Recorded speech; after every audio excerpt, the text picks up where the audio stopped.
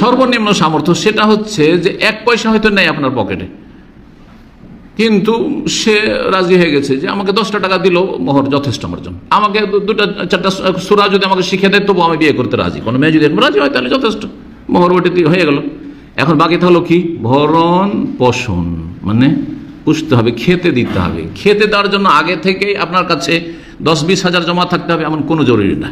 খালি হাতে কিছুই নেই, বিয়ে করে নিয়ে আসেন রাত্রে, আর সকালবেলা কি খাবেন তার ব্যবস্থা নেই, কিন্তু আপনার হিম্মত আছে যে সকালে বেরোবো, দিন মজুর করব, আর সন্ধ্যা নাগাদ ইনশাআল্লাহ তাআলা খাবার দাবার নিয়ে চলে আসতে পারবো।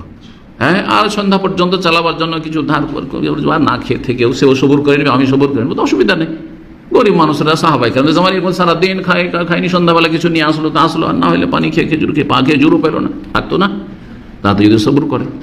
আর আপনার হিম্মত আছে যে আপনি রুজি রোজগার করতে পারবেন, যেইভাবে হোক না কেন, হালাল রুজি, রিক্সা চালিয়ে হোক, আর দম মেথরের কাজ করে হোক, আর দিন মজুর পরের বাড়ি চাকর খেটে হোক, যে আমি নিয়ে আসতে পারবো, দিনে 50 টাকা লাগবে খাওয়া দাওয়া খরচ, স্বামী স্ত্রী এতটা নিয়ে আসতে পারবো আমি, এই হিম্মত থাকলে আপনি বিয়ে করুন।